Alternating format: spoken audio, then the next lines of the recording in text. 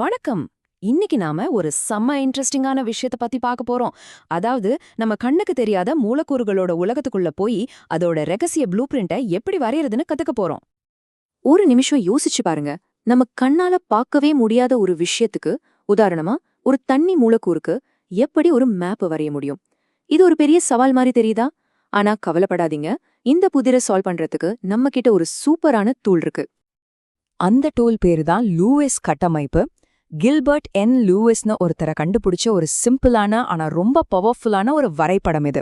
ஒரு மூலக்கூறுக்குள்ள எலக்ட்ரான்கள் எப்படி அணுக்களுக்கு நடுவுல இருக்குன்னு வெறும் புள்ளிகளையும் கோடுகளையும் வச்சு அழகா காட்டிடும். சரி, இந்த அனாலிசிஸ்ல நாம என்னெல்லாம் பார்க்க போறோம்னு ஒரு சின்ன ஓவர்வியூ. முதல்ல இந்த ரகசிய வரைபடம்னா என்னன்னு பார்ப்போம். அப்புறம் அதை வரையறதுக்கான விதிகள், சில உதாரணங்கள், சில சமயம் இந்த விதிகள் எப்படி மீறப்படுது, கடைசியா இதெல்லாம் தெரிஞ்சுக்கிறதுனால என்ன பிரயோஜனம்னு பார்க்க போறோம். சரி, வாங்க ஆரம்பிக்கலாம். ஓகே, இப்ப நாம அந்த மூலக்கூறு கோட எப்படி உடைக்கிறதுங்கிற முக்கியமான பகுதிக்கு வந்திருக்கோம். அதாவது ஒரு லூயிஸ் கட்டமைப்பை வரையறதுக்கு என்னென்ன விதிகள் இருக்குன்னு பார்க்கலாமா? பாருங்க, எந்த ஒரு மூலக்கூறுக்கும் லூயிஸ் கட்டமைப்பு வரைய இந்த 8 ஸ்டெப்ஸ் தான் ஃபாலோ பண்ணணும். இதை ஒரு ரெசிபி மாதிரி நினைச்சுக்கோங்க. வேலன்ஸ் எலக்ட்ரான்களை எண்ணறதுல ஆரம்பிச்சு மைய அணுவை செலக்ட் பண்ணி ஆக்டெக்ட் ரூலை ஃபாலோ பண்ணி கடைசியா பிணைப்புகளை உருவாக்குற வரைக்கும் இது ஸ்டெப் பை ஸ்டெப்பா நம்மள கைட் பண்ணும். முதல் ஸ்டெப் வேலன்ஸ் எலக்ட்ரான்களை கவுண்ட் பண்றது. இது ரொம்ப சிம்பிள். பீரியாடிக் டேபிள்ல ஒரு தனிமம் எந்த குரூப்ல இருக்கோ அதான் அதோட வேலன்ஸ் எலக்ட்ரான் எண்ணிக்கை. உதாரணத்துக்கு குரூப் 1ல இருந்தா 1, குரூப் 16ல இருந்தா 6. அவ்வளவுதான் விஷயம். அடுத்து நம்ம வரைபடத்தோட சென்டர் பீஸ், அதாவது மைய அணுவை தேர்ந்தெடுக்கணும். இதுக்கு ஒரு சிம்பிள் ரூல் இருக்கு. எந்த அணு குறைவான எலக்ட்ரான் கவர் தன்மை கொண்டதோ அதுதான் மைய அணு. இன்னொரு முக்கியமான டிப், ஹைட்ரஜனும் ஃப்ளோரினும் எப்பவுமே ஓரத்துல தான் இருக்கும், சென்டர்ல வரவே வராது. தியரி எல்லாம் ஓகே, ஆனா இதெல்லாம் நிஜமா எப்படி வேலை செய்யுதுன்னு பார்க்க வேண்டாமா? வாங்க, நாம படிச்ச விதிகளை வச்சு ஒரு சில மூலக்கூறுகளுக்கு லூயிஸ் கட்டமைப்பை வரைஞ்சு பார்க்கலாம். நம்ம முதல் உதாரணமா ரொம்பவே ஃபேமஸான, நம்ம எல்லாருக்கும் தெரிஞ்ச நீர் மூலக்கூறு, அதாவது H2O-வை எடுத்துக்கலாம். முதல்ல என்ன பண்ணணும்? ஆமா, வேலன்ஸ் எலக்ட்ரான்களை எண்ணணும். ஹைட்ரஜன் 2 இருக்கு, சோ அதுலேருந்து 2 எலக்ட்ரான். ஆக்சிஜன் 1, அதுலேருந்து 6 எலக்ட்ரான். அப்போ மொத்த நம்மகிட்ட 8 வேலன்ஸ் எலக்ட்ரான்கள் இருக்கு.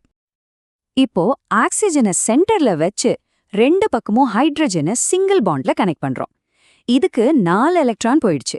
மீதி 4 எலக்ட்ரான் இருக்கு இல்லையா, அத ஆக்டெட் ரூலை ஃபாலோ பண்ணி சென்டர்ல இருக்கிற ஆக்சிஜன் மேல 2 லோன் பேரா, அதாவது தனி ஜோடிகளா வச்சிடுறோம்.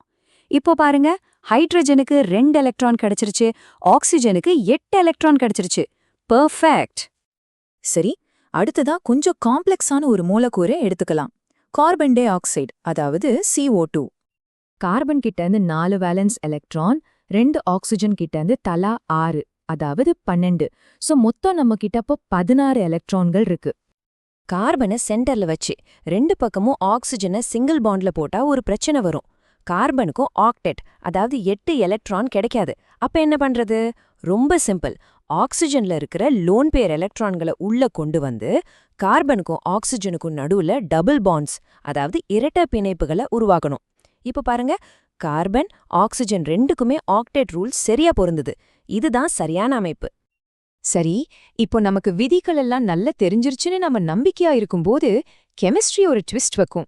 சில சமயம் மூலக்கூறுகள் இந்த விதிகளை சரியா ஃபாலோ பண்ணாது. அப்போ என்னாகும்? வாங்க பார்க்கலாம். இது நம்ம ஒரு ரொம்பவே சுவாரஸ்யமான ஒரு ஐடியாவை கூட்டிட்டு போகுது. சில மூலக்கூறுகளுக்கு ஒரே ஒரு லூயிஸ் கட்டமைப்பு வச்சு அதோட முழு ஸ்வபாவத்தையும் சொல்லிட முடியாது. இதத்தான் ரெசொனன்ஸ்னு சொல்றோம். அதாவது ஒரு மூலக்கூறுக்கு ஒன்னுக்கும் மேல சரியான லூஸ் கட்டமைப்புகளை வரைய முடிஞ்சா அதோட உண்மையான அமைப்பு அந்த எல்லா கட்டமைப்புகளோட ஒரு கலவையா, ஒரு ஆவரேஜா இருக்கும். இதுக்கு ஒரு சூப்பர் உதாரணம் ஓசோன், அதாவது O3. ஓசோன்ல பாத்தீங்கன்னா அந்த டபுள் பாண்ட இடது பக்கம் இருக்கிற ஆக்சிஜன் கூடவும் வரையலாம், வலது பக்கம் இருக்கிற ஆக்சிஜன் கூடவும் வரையலாம். ரெண்டுமே சரிதான். உண்மையில என்ன நடக்குதுன்னா, அந்த எலக்ட்ரான்கள் ஒரே இடத்துல இல்லாம 2 ஆக்சிஜனுக்கு நடுவுல பரவி, அதாவது டீலோக்கலைஸ் ஆகி இருக்கு. ரெசொனன்ஸ் ஒரு பக்கம் இருக்கட்டும், சில அணுக்கள் ஆக்டெட் ரூலையே மதிக்காது. சில சமயம் 8 எலக்ட்ரானுக்கு குறைவா இருக்கும், சில சமயம் ஒற்றைப்படை எண்ணில எலக்ட்ரான் இருக்கும், இன்னும் சில பெரிய அணுக்கள் 8க்கு மேல கூட எலக்ட்ரான்களை வச்சுக்கும். சரி, இதெல்லாம் ரொம்ப நல்லா இருக்கு. ஆனா எதுக்கு இவ்ளோ கஷ்டப்பட்டு இதெல்லாம் வரையணும்? இதனால நிஜ வாழ்க்கையில என்ன பயன்? இது ரொம்ப ரொம்ப முக்கியமான கேள்வி, குறிப்பா பரீட்சைக்கு படிக்கிற ஸ்டூடெண்ட்ஸ்க்கு. இது வெறும் தியரி கிடையாது. ஒரு மூலக்கூறோட 3D வடிவத்தை கணிக்கிறதுக்கு, அதாவது அதோட ஷேப் எப்படி இருக்கும்னு சொல்றதுக்கு சரியான லூயிஸ் கட்டமைப்பு தான் முதல் படி. அது இல்லாம நம்ம அடுத்த கட்டத்துக்கே போக முடியாது. லூயிஸ் கட்டமைப்பு சரியா வரைய கத்துக்கிட்டீங்கன்னா அது மத்த எல்லா விஷயத்தையும் புரிஞ்சுக்கிறதுக்கு ஒரு பேஸ்மெண்ட் மாதிரி. நீங்க பாக்குற மாதிரி ஒரு மூலக்கூறோட வடிவத்தை கணிக்கிறதுல இருந்து அதோட பிணைப்பு, முனைவுத்தன்மை எல்லாத்தையும் புரிஞ்சுக்க இதுதான் அடிப்படை. ஓகே, இப்போ நம்மகிட்ட மூலக்கூறுகளோட 2D ப்ளூ பிரிண்ட் எப்படி வரையறதுன்னு தெரிஞ்சிருச்சு. இப்போ கேள்வி என்னன்னா, இந்த ப்ளூ பிரிண்ட்டை வச்சுக்கிட்டு நாம அடுத்து என்ன கட்ட போறோம்? இதுதான் நம்ம அடுத்த கட்ட பயணத்துக்கான ஆரம்பம்.